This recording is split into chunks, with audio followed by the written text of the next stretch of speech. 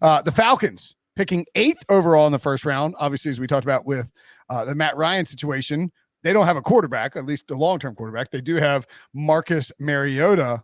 I did start with Josh and the Panthers, right? Sort of lost track of everything when Neiman hold out. Traps, when you look at the Falcons, what I have a lot of Joakim Neiman so in my life. Like him holding out is a very good thing for me. Traps, when you look at the Falcons, what do you see as their biggest needs? And they're not dissimilar from the Panthers either, by the way. Like taking a quarterback at 8 with their roster would be kind of the same thing as the Panthers taking a quarterback at 6 in this draft versus adding more players and being prepared to sort of survey the landscape for the future when it comes to quarterbacks. What do you think they'll do at 8? What do you think they'll do in the second round? And what are their biggest needs and who could they target? Yeah, I mean, they're kind of similar to the Panthers. I kind of view them as like a similar team to the Houston Texans where they have a quarterback that might be decent. I know obviously Marcus Mariota is a lot older than Davis Mills, but he's going to be the starter this season. I wouldn't hate a quarterback as much for Atlanta at number 8. Just pick Malik Willis, let him sit behind Marcus Mariota, even if it is only for like half the season or 10 games or 12 games. Then you let him kind of learn the ropes later in the season. They have needs on the offensive line, even though they re-signed Jake Matthews. The defense is A.J. Terrell and Grady Jarrett. It's hard, even as a draft guy, to name some of the guys on their defense. So it should really be best player available, but it feels like Terry Fontenot last year had the opportunity to pick Trey Lance, I guess, before that trade went down, and then just said, I'm going to go with a tight end at, inside the top 5. So it feels like his second draft, it would be smart for him to maybe prioritize the most important position on the field after trading Matt Ryan. That's kind of the direction that I have them going. Edge rusher is a huge need in round 2. Boye Mafe, Arnold Ebiketie from Penn State. Either one of those two would make a lot of sense. They really have not had a good pass rusher in a really, really long time. They got the one season from Vic Beasley, but it's really been a barren position for them. That's obviously a very important position.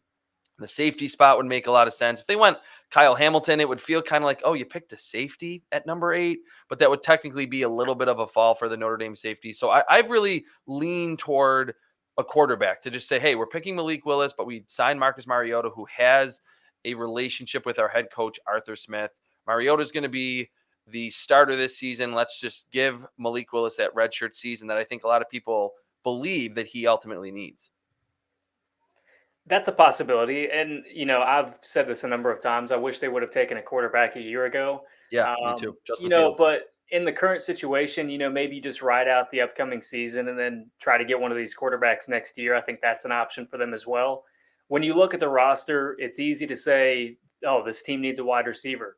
They have very little on the roster at that position. So they've got to be desperate for a wide receiver. But as we talked about earlier in the podcast, you have to have a little bit of self-awareness. It's not a wide receiver that is going to be the difference between you being a playoff contender and just, having a top 5 pick next year. That's not the reality. So I think what this team needs to do is just see how things play out, take the best prospect available, whoever that ends up being, and move on. Go on to your next pick. I think that's probably the best strategy for this team right now because they have so many needs.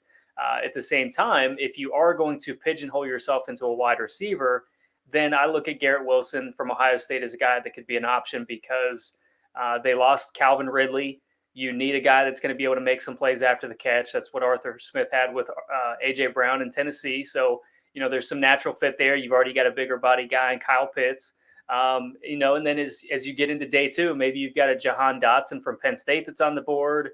Maybe you've got Sky Moore from Western Michigan, who is about as good as any prospect in this class into his breaks. I mean, he's just an incredibly gifted player in the way that he's able to snap off his routes. And then Leo Chenal, a linebacker from Wisconsin, could be a guy that is, going to give them a little bit of attitude in the middle of their defense and give them, start building a little bit of culture on that side of the ball. So a team with a lot of needs, I think you just have to do the smart thing and take the best player available.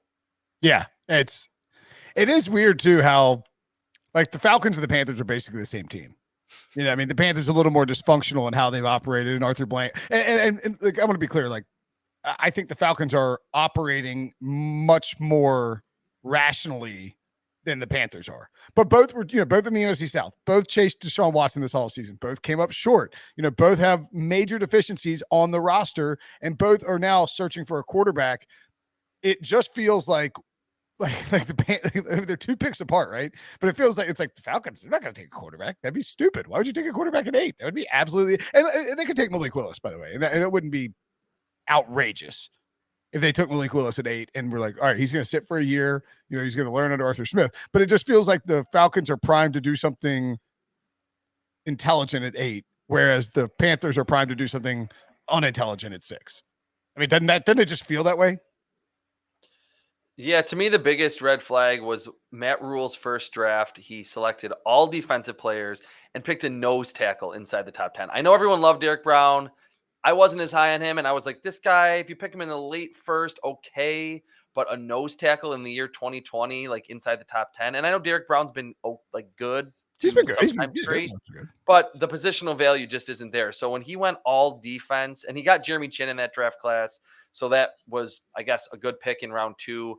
But it was just kind of like, man, to go all defense when the league is moving toward, and look, to be clear, their defense is was not terrible. It looks like it could be a good defense, but it ain't gonna matter if you're running out Sam Darnold exactly, and whatever else they got on offense.